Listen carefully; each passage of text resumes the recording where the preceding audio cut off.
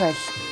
Í þættinum í dag ætlum við að ræða Alzheimer sjúkdóminn og kannski bara leið erum við að tala fleiri heilabiluna sjúkdóma því að þeir eru til fleiri en Alzheimer sjúkdóminn þó hann sé kannski sá þekktasti. Og við ætlum að tala svona hvernig þessi sjúkdómur leggst á fólk og hvernig að takast á við það að vera aðstandandi þess sem veikur af heilabilun sjúkdómi.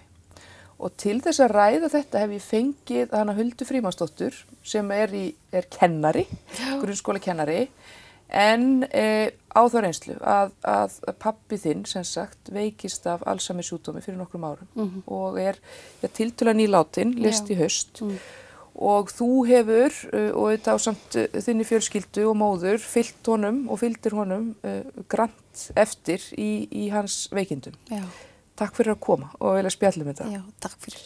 Sko, bara fyrst af öllu, mér langar nú að segja, pabbiðinn hét Frímann Frímannsson og kannski margir á Akureyri sem eru að horfa á þáttinn sem að mun eftir hann og þekktu hann. Hann var prentari og mikill hestakall og útivistamaður og bara hreysti menni og lifði bara mjög heilbrigðu lífi. Já. Bara maður sem að hvorki smakkaði vín reykti og hugsaði alltaf hvernig hugsaði að borða rétt og ekki mikið og var svona og lífsglaður og jákvæður og bara frábær, yndislegur náungi. Já, hann var það. Og hann veikist hvað? Það kannski má segja sér svona í 2009-10 sem fer að bera á veikindunum. Já. 2009-10 förum við að taka eftir svona persónleika breytingum. Já. Hann hættur að lesa í aðstæður, fyllist af reiði sem ekki í takt við hans karakter. Nei. Og svolítið bara svona lendir á veggjum í samfélaginu. Já, í samskiptum. Í samskiptum og þannig, sko. Já. Þannig að við fyrir svona að fylgjast bara betur með honum og hvað sé málið og við heldum fyrst þetta væri bara í rauninni álag og streita út af vinnu. En svo bara komist að því að það var ekki og fjölskyldan tekur ákvörðun að panta tíma hjá öldrunarlækni hausti 2010. Þar fer hann í alls konar test og skoðanir og í rauninni það kemur ekkert út úr því. Nei, þetta svo lengi að greinast. Já, fengum aldrei þessa, hver var orsökin af þessum afleiðingum. Nei. Ekki fyrir hann fer til Reykjavíkur vorið 2011. Já. Og þar fer hann í heilaskanna og þar sést hrörnin í heila sem í rauninni segir okkur að það sé Alzheimer til staðar. Þá strax í rauninni grípur sig þessi óbúslega óvissa, afneitun, reiði.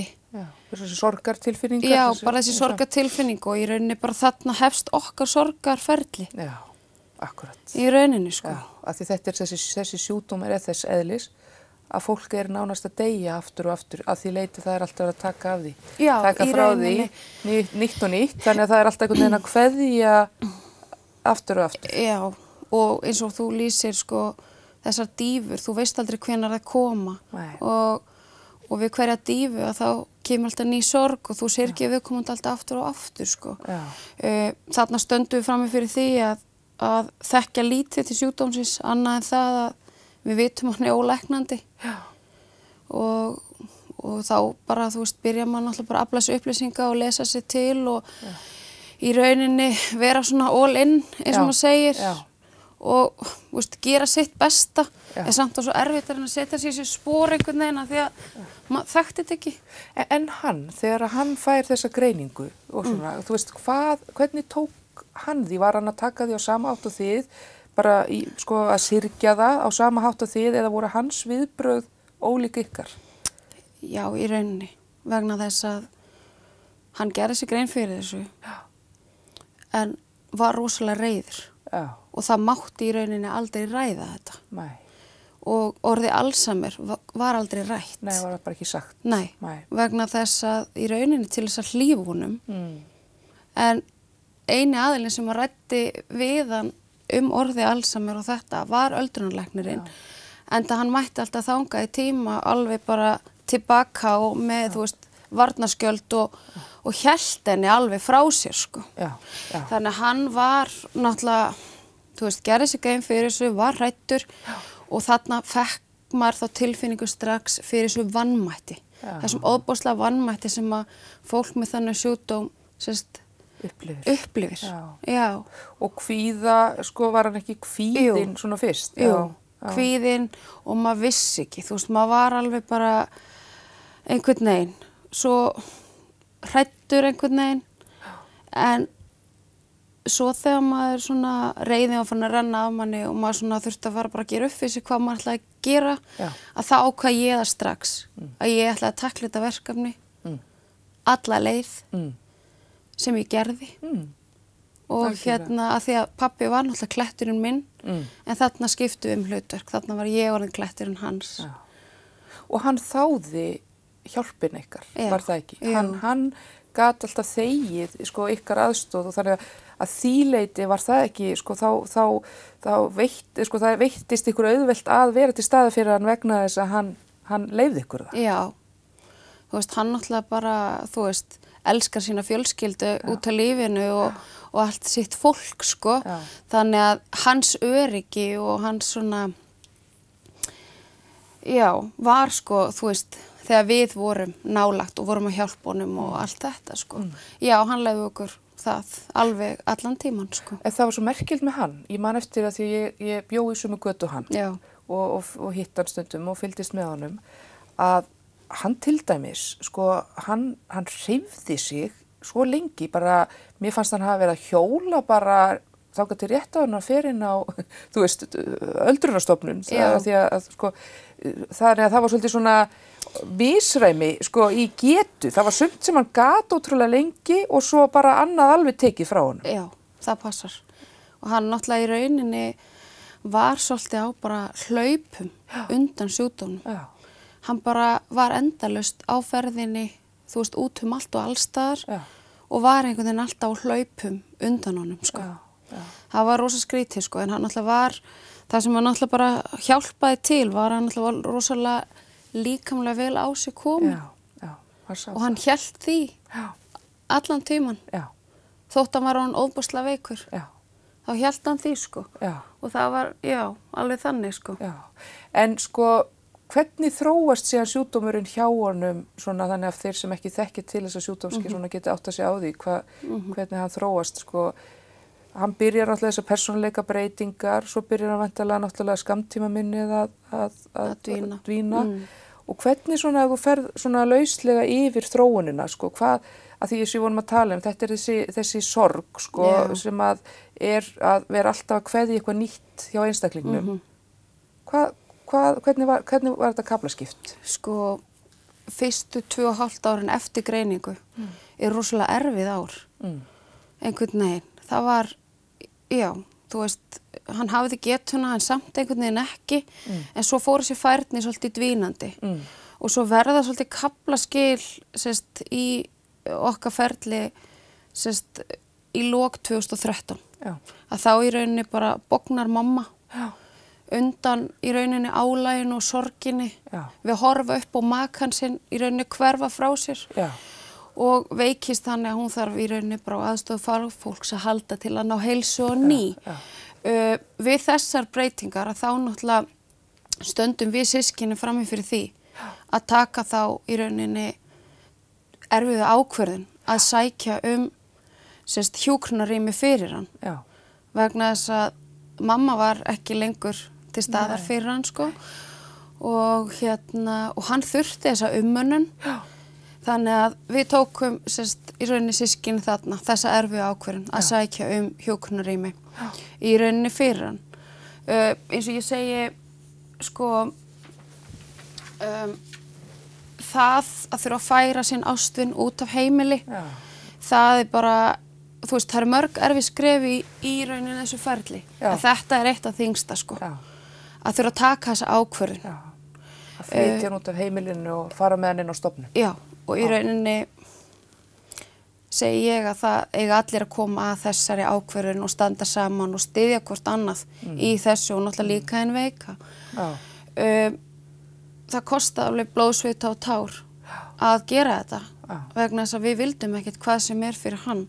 Þú veist, þennan unga mann sem við vorum í höndunum þarna hann greinist 66 ára, hann fer þarna inn 68, okkur fannst hann hvergi passa. Nei. En svo fannst okkur lögmannslíð, hentunum, betur heldur en hlíð. Þannig að hann í rauninni, við fáum pláss inn á Melgerði og ég segi í dag og að þetta besti staðurinn fyrir hann þarna úr því sem komið var. Að því að náttúrulega inn á Melgerði bara, þú veist, þetta frábær starfsfólk, þú veist, yndislegir íbúar. Svo heimilislegt. Þetta svo heimilislegt, þú veist, þetta náttúrulega Edenstefnan og það náttúrulega bara hver íbúi með bara stúdíóíbúð fyrir sig og þú veist, það allt svo heimilislegt, fallegt umhverfi, þú veist, auðvelt að koma í heimsókn og gera, þú veist, með þínum ástvinn, það sem þú vilt. Eins og þið gerðu, þið voru bara mikið þannig eins og heimilisfólk bara svona, þú veist, og fenguð að hafa það þannig, að vera svolítið bara, þetta var hans heimili og ykkar annað heimili. Já, í rauninni. Við náttúrulega vorum rosalega duglega að koma og þú veist, bæði náttúrulega mamma og við systkinin og börnin okkar náttúrulega alltaf með og svona. Já, en við náttúrulega sko, á meðan hann hafiði heilsu til, þá tókum við hann alveg mikið heim og alltaf þegar var eitthvað að vera, þá tókum við hann alltaf heim og hann fekk, þú veist, og var hluti af okkur þar líka, sko. Þegar hann komin þarna inn á lögmannslíð, hver þá staðan á honum, sko, hvað var alveg frá honum tekið þá? Hvað var alveg farið? Hann alltaf var svo fáránlega flottur, sko, vegna þess að hann barði aldrei utan hans þegar hann væri veikur. Nei. Þú veist, og þegar hann kemur þarna inn, þú veist, þá heldur enginn að hann sé íbúi. Nei, þú veist, það halda allir að sé bara sérunni húsvörður, því hann svo sáum alls konar hluti, þú veist, moka snjóin, sópa úti, þú veist, gefa dýrunum, þú veist, alls konar. Og falið þessi hlutverk þegar hann kom hann. Já, þú veist, hann fekk bara hlutverk og hann var að fíla sig í tætlur, með það, skilurðu. En þarna náttúrulega hann farinn að missa alveg ákveðna færni. Hann náttúrulega í rauninni verkstóli keyrði svolítið hratt á hann, sko. Já, þannig hann þurfti alveg henni. En að tala, en að tjá sig, sko, fekk hann mikið málstól eða gat hann eða sko sagt heilar setningar og svo leiðis? Já, hann gat alveg sett heila setningar þarna, sko.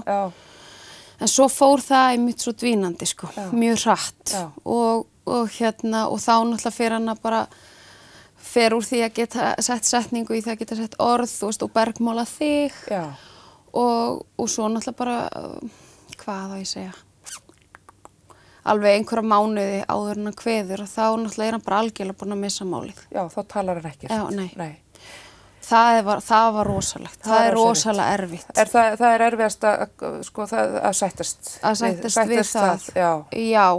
Af því að maður fann að hann var með okkur allan tíman. Já, ég ætlaði að spyrja það. Fannst ykkur eins og hann þekkti ykkur? Alveg bara alltaf? Alveg. Fram á síðasta dag þekkti hann okkur. Já, og ég alveg handviss við það, sko. Já. Og þannig að mér fannst rosalega erfitt þegar hann svo hættar að tala. Já. Vegna þess að, þú veist, hann svo málglaður og finnst svo gaman og gaman að hlusta og gaman að tala. Einhvern veginn þá var svo erfitt að þetta var frá honum tekið. Það var svo úr karakter við hann, þegar hann alltaf verið svo mikið spjallari. Algjörlega. En það bara svo margt í þessu ferli sem að, þú veist, þú varst búin að lesa þig til og vissir, en ég hugsa alltaf, nei, þetta gerist ekki við pappa. Og ef ég á nefna dæmi þar, það eins og þetta, að þú veist, að hætta að geta tjáð sig, ég hugsaði nei. Nei, þetta kemur ekki fyrir hann einhvern veginn, en svo bara kemur það og þá hugsaðu, og hvað næst? Þannig það svona ákveðni þættir sem að, þú veist, mér fannst rosalega erfitt, það, þú veist, og eins og þetta, þú veist, þegar kom að því að þurfti að panta hjólastól fyrir hann, þú veist, það svona vissi þættir sem að, svona kilduði í kaff. Þú veist, þú vildir ekki trúa þessu, þú vissir þetta samt, en hélst þetta myndi ekki einhvern veginn banka upp og hjá þér. Sko, þetta eitthvað svona bara, sem kannski að vissanátt ágætt, sko, til þess að lifa af, að maður svona býður bæði þessu frá sér og svo bara takist á það þegar það kemur, sko. En þetta alveg rétt og þetta alveg þekkt, sko, að fólk einmitt bara trúir því ekki að, sko, þessi sjúkdómur svo grimmur. Hann svo rosalega grimmur. hann rænir bara öllu, þú veist, hann bara, sko, hann eirir engu, það ótrúlegt. En, sko, hvernig, sko, hvað hefur þú lært af, þú veist, þessari göngu og þessu sjúkdómsferli hans, bara varðandi það hvernig maður mætir fólki sem með heilabilun og aðstandendum og hvað skiptir máli? Sko, það bara virðing, númer 1, 2, 10, sko. Að, þú veist, og eins og ég hef alltaf sagt, þú þarft ekki að vera neitt til þess að sýna öðru fólki virðingu. Og það sem að ég hef svolítið lært sko, í þessari göngu að, þú veist, það bara þetta, þú veist, nýta hver dag, sýna öðru fólki umburðarlyndi, þú veist, reyna að miðla minni reynslu svo aðrir geti nýtt hana í kannski það sem það að fást við. Já. Og að gera vel úr því sem þú hefur og gera hver dag svolítið góðan, sko. Já. Og sko, náttúrulega út í samfélaginu náttúrulega, þú veist, það eru fordómar fyrir í rauninni sjúkdómum sem sjást ekki utan á fólki eins og Alzheimer og við fundum alveg fyrir því. Það því að við alveg fundið fyrir því, já. Og mér fannst sko fólk svolítið svona spurja óþægilega spurningar og ekki sýna í rauninni okkur aðstandendum og pappa nærgætni. Það vantaði svolítið. Hvað gat fólk til dæmis, manstu eitthvað svona sem að það ágætt fyrir kannski áhorfendur að heyra það, geta lært af því og svona, manstu eitthvað svona eftir einhverjum svona spurningum sem að einhvern veginn sitt í þér, eitthvað sem að... Já, alveg fólk svona, þú veist, veigra sig ekkert við að spurja, skiluru, og hvað, og þekkir pabbiðin þið ennþá, þú veist, eins og það sem einhver mælikvarði. Já. Þú veist, mér fannst það pínu svona hitti mig, sko. Og eins með það, þú veist, þetta ekkert líf, væri ekki bara miklu betra fyrir hann að fá að deyja. Þú veist, þú spyrð ekki svona. Nei. Það bara svolítið þannig. Og svona... Og hver á að meta það? Hvað manneskja á að meta það? Sko, hvað er líf og hvað er þess virði? Já, algjörlega. Og mér finnst svona, fólk oft svona var ekki í takt. Nei. Og var svona svolítið taktlaust. Og svona vandræðilegt í kringum þetta. Já, líka bara, þú veist, ef maður var með pappa bara til dæmis á Gleiratorgi, við vorum kannski að bardúsa eitthvað og það svona, fólk var rosalega æsti að fá fréttir en það kom aldrei til hans og kannski hitti mig og hann saman en það talaði við hann í gegnum mig. Þú veist, talaði til hans í þriðju persónu. Þú veist.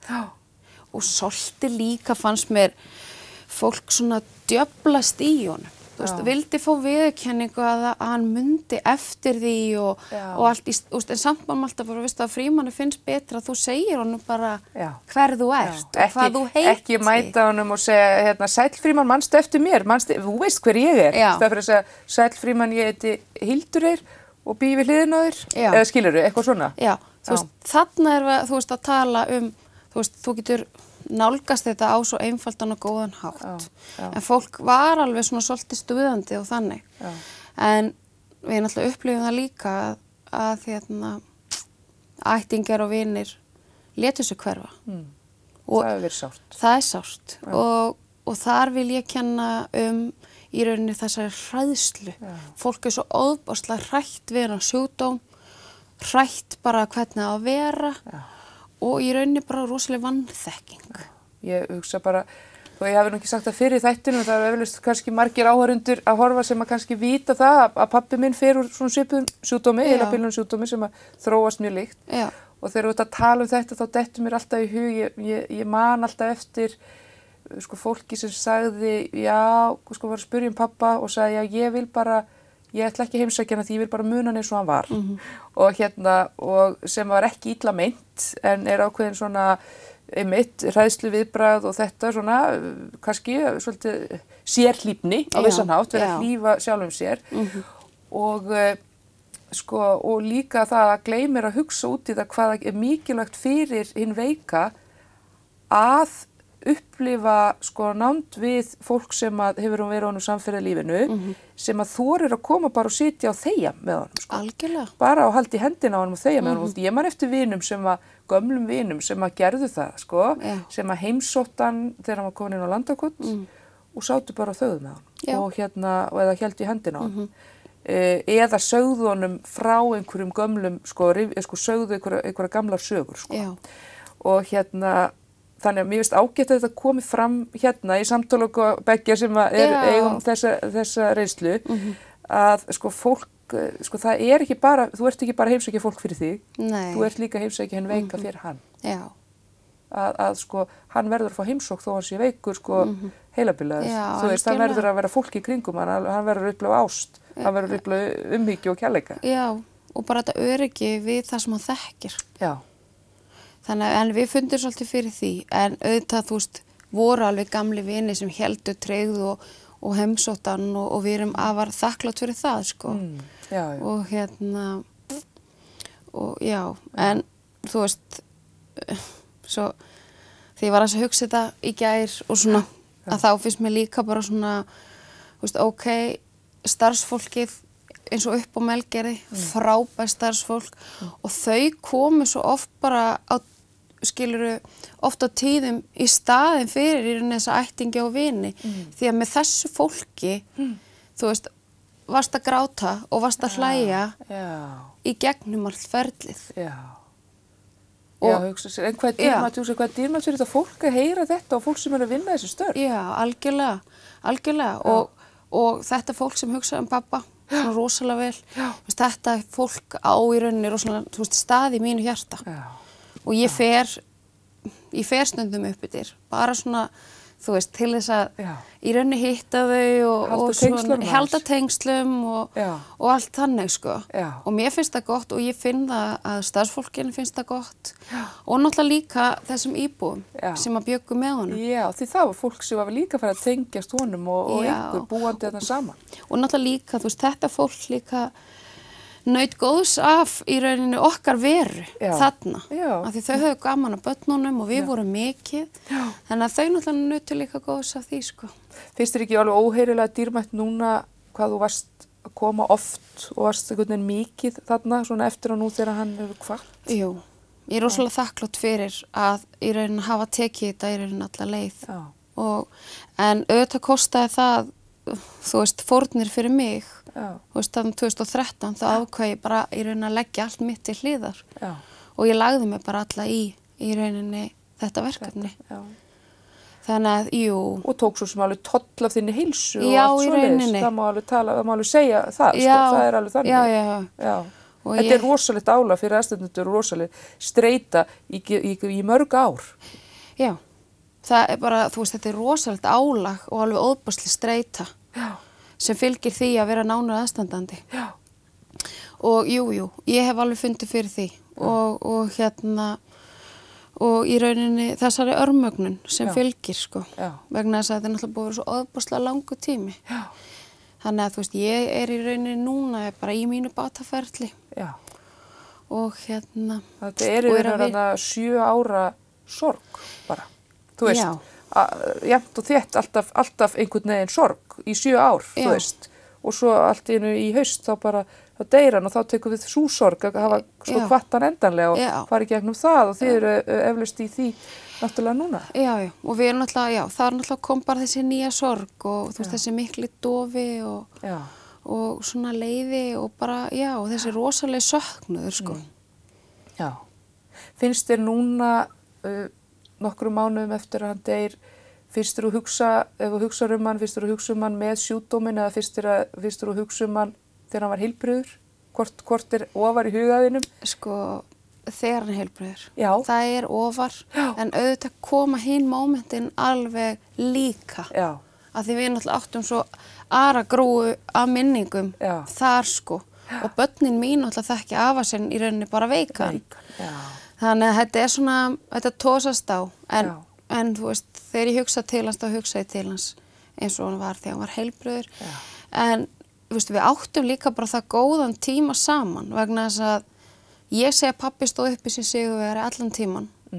þótt hann hafi náttúrulega látist úr svona sjúkdómi vegna þess að hann einhvern veginn barðist gegn honum af svo miklu æðruleysi en samt einhvern veginn, alltaf einhvern veginn með honum líka og það gerði einhvern veginn allt auðveldara. Þannig að já, ég hugsa til hans svolítið sko, en auðvitað, þú veist, maður syrgir náttúrulega rosalega það sem verður ekki og þegar við erum kannski bara haldið upp á afmæli eða hittast og maður alltaf bara, veist. Þá alltaf þetta, það hann vantar. Hann vantar og hvernig væri, þú veist, að hann alltaf fór alltaf snemma. Já. Þannig að já, nema maður svolítið bara syrgir það sem verður ekki. Já, það tekur við. Það tekur svolítið við, já. En við erum rosalega duglega að halda hans minningu á lofti og þú veist, og börnin líka. Já. Þau eru það. Já. Hulda Frímannsdóttir, takk fyrir að koma og spjalla um þessa sögu og hann pappaðinn og blessu sér minning hans og þess góðamanns og bara gangi vel í framhaldinu. Takk. Og við þökkum fyrir samfylgdina í dag, sjáumst aftur í næstu viku. Verið sæl.